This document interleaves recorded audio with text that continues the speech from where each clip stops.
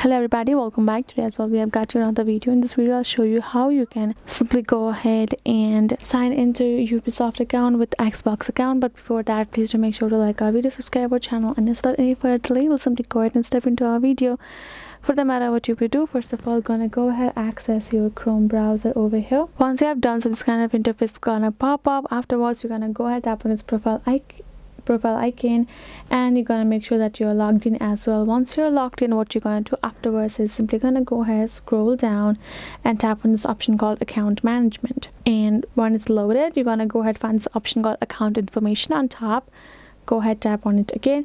Now it will show you public profile, private information, and linked disk accounts. We're gonna go ahead, link your Xbox account for you to access your Ubisoft with Xbox. You're gonna go ahead, tap on this for more. You can see Discord, Facebook, Xbox, PlayStation Network, YouTube, Twitch. All of the accounts are connected.